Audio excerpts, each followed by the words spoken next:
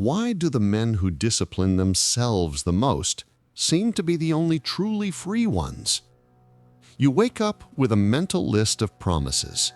You will work out, you will focus, you will finally be consistent. But at the end of the day, the same feeling. It wasn't enough. It never is. We live in an era where discipline has become synonymous with painful sacrifice. You want to work out, but you have to force yourself. You want to focus, but you fight against distractions. You want to be consistent, but every day is a new battle against the version of you that prefers comfort. The modern age sold a lie that discipline is sacrifice, that consistency is torture, that the focused man is the one who forces himself against his nature, who clenches his teeth until he bleeds, who lives in a never-ending internal war. And deep down, you already feel the exhaustion, the guilt of failing, the secret envy of those who make everything seem easy. This type of discipline does not work long-term. It generates burnout, guilt, cycles of trying and giving up. You are constantly measuring your willpower as if it were a muscle that will inevitably fail. But there is a type of man who does not fight against himself, who trains effortlessly, who acts without hesitation, who is called obsessed, but never feels imprisoned. There is a second type of discipline, one that the samurai practiced and that modern man has forgotten. It is not about control, it is about transcendence. It is not about forcing behaviors, it is about transforming identity. The samurai did not seek discipline to control their lives, they sought it to transcend them. And to understand this difference, we need to go back to those who dedicated their entire lives to unraveling the path to true mastery. Miyamoto Musashi wrote the Book of Five Rings not as a combat manual, but as a treatise on absolute presence. His central philosophy, to polish the two hearts, the heart of perception and the heart of will. Before being an undefeated legend, Musashi lived as a wanderer, without a home, without a master, without belonging. His first duels were savage, brutal victories of one who fights for survival. But slowly, something changed. Not his technique, his relationship with the act itself. He stopped fighting opponents and started dancing with the moment. In Bushido, the supreme discipline is not the ability to control thoughts and impulses, but to act in a state where there is no separation between intention and action. Mushin, empty mind, mind without mind. Miyamoto does not teach sword techniques. He teaches states of consciousness. He speaks of the warrior who has trained so much that he does not decide to draw the sword. It is already in motion before the thought arises. This is not blind automatism. It is total presence. It is the mind so aligned with the body that there is no interference. The samurai does not think, should I attack now? He has already attacked. There is no hesitation because there is no internal division. In the modern world, this translates: the truly disciplined man does not wake up and debate whether he will work out. He simply works out. There is no internal negotiation because the action has stopped being a daily choice and has become part of who he is. The man who needs to motivate himself is misaligned. The one who acts from the center, from discipline as second nature, feels no resistance. He simply is what he does. The discipline that requires willpower is still war. The one that becomes nature is peace. But how does one reach this state? How does discipline cease to be a struggle and become nature? The samurai did not believe in motivation. They believed in keiko, ritualistic daily training that gradually dissolves the resistance between the self and the action. Keiko is not just practice, it is practice with total presence, repeated until the body learns what the mind tries to control. A samurai repeats the same cut 1,000 times, not because he is forcing himself, because each repetition is an act of devotion to the process, not the result. There is a crucial difference between training because I need to and training because it is what I do. The first is effort. The second is identity.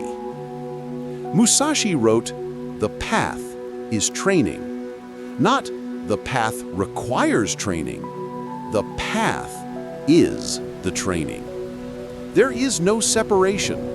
There is no destination where you have finally arrived and can stop. Discipline is not a means to an end. It is the end itself. With each repetition, something invisible happens. The resistance decreases. The ego dissolves. The movement becomes natural.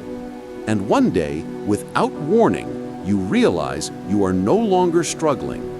You are flowing. But modern man has a problem.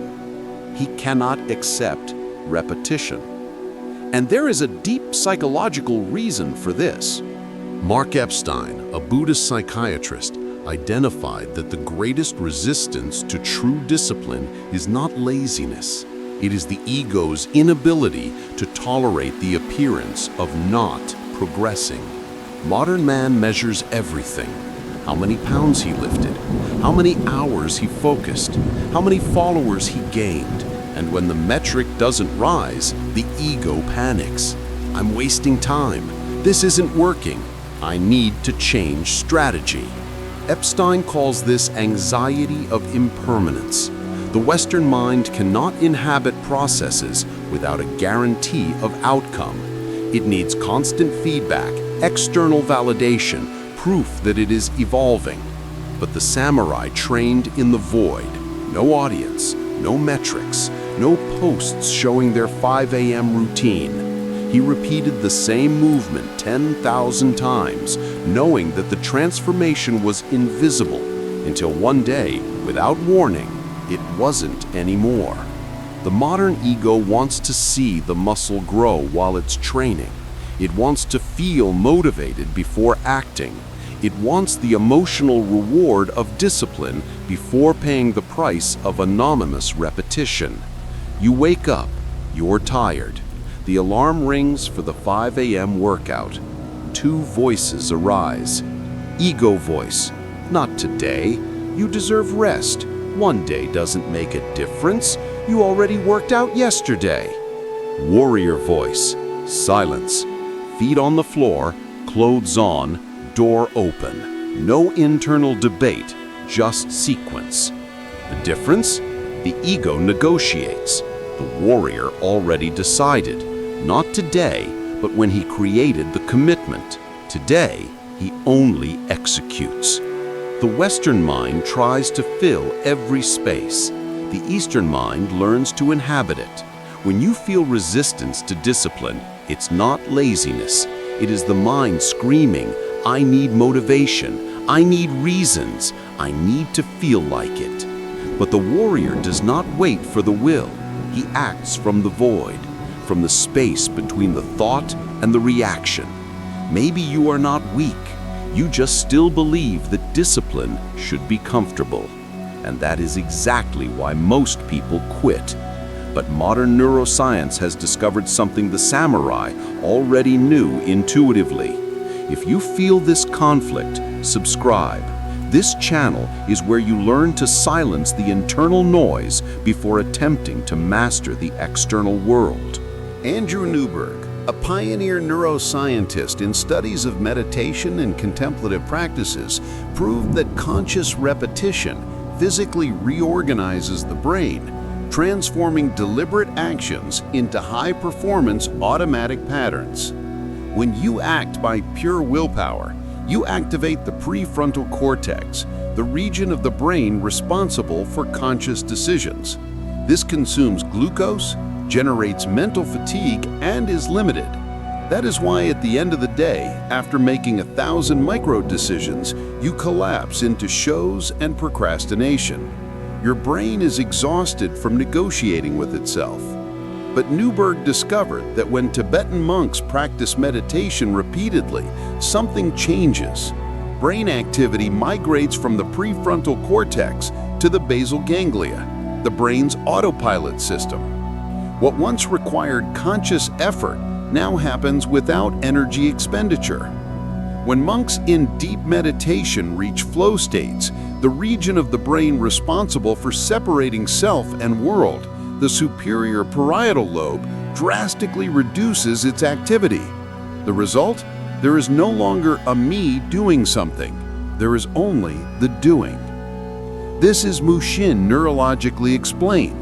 The action ceases to be a decision and becomes an incorporated pattern. The brain literally reconstructs its neural connections until discipline stops being something you do and becomes something you are. The samurai called this kata, conscious repetition until the action becomes meditation. Newberg translated it, neuroplasticity. Each repetition strengthens the neural pathway until the action ceases to be effort and becomes identity. Choose one daily action, not 10. 1. Example, meditate 10 minutes upon waking. Weeks 1 to 3, it will be effort, resistance, internal negotiation. Weeks 4 to 6, less debate. The body recognizes the pattern. Weeks 7 to 8, there is no choice. You simply do it. You don't even notice anymore. This is Keiko in neural language, conscious repetition until the dissolution of effort. Because forced discipline generates burnout, incorporated discipline generates infinite momentum. The man who forces discipline one day quits. The one who incorporates it one day forgets that there was another way to live. The brain learns with repetition. The soul learns with surrender. So, uniting philosophy, psychology, and neuroscience, what does it really mean to transcend through discipline? The transcendence through discipline happens when three forces align: the philosophical wisdom of Bushido, the psychological understanding of the ego, and the neuroplastic reorganization of the brain. Philosophical layer, Bushido. Discipline is not sacrifice, it is devotion. It is not control, it is alignment. The samurai does not fight against himself. He becomes what he practices. Psychological layer, Epstein. The ego wants immediate results. It wants to be seen. It wants validation. But true transformation happens in the void, in the anonymous repetition that no one applauds. Accepting this is accepting the process as sufficient. Neurobiological layer, Newberg. The brain does not understand motivation. It understands pattern. Each repetition reinforces neural connections until the action ceases to cost conscious energy. Forced discipline generates fatigue. Incorporated discipline generates infinite momentum. When these three layers meet, something radical happens. You stop trying to be disciplined and simply are. There is no longer a separation between who you are and what you do.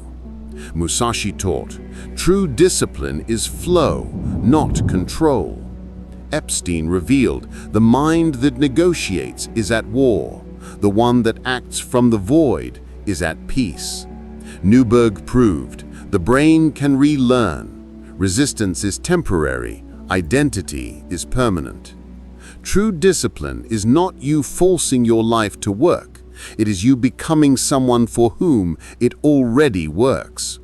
And it is at this point that the title's promise is fulfilled. Discipline ceases to be imprisonment and becomes peace.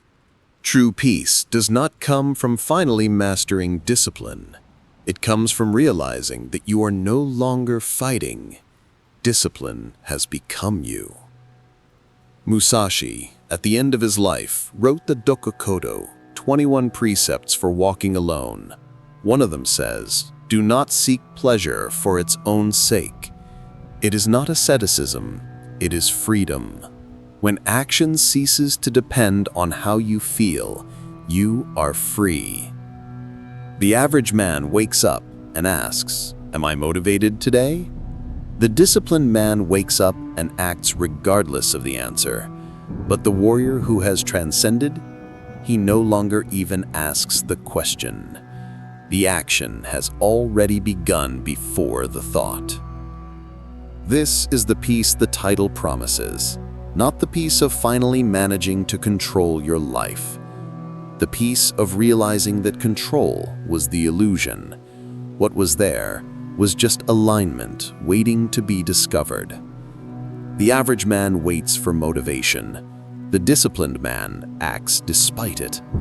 But the warrior? He no longer even notices the difference, because discipline has ceased to be action and has become essence.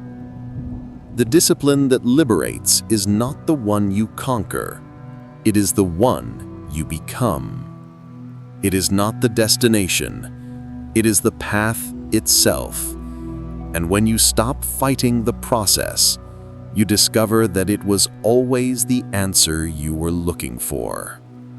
If something in you recognized this truth, not with the mind, but with the body, subscribe. Every video here is a layer of the same path, from struggle to flow, from resistance to transcendence, from the man who tries to be disciplined to the man who simply is. Philosophy is not meant to make you wise. It is meant to teach you how to live. The samurai knew this. The sword was only a symbol. The true cut was internal, the cut of resistance, of ego, of war against oneself. And when you cut that, what remains is not emptiness, it is fullness. The discipline that doesn't weigh you down, the focus that doesn't tire you, the consistency that doesn't require effort. Which part of this teaching made you pause?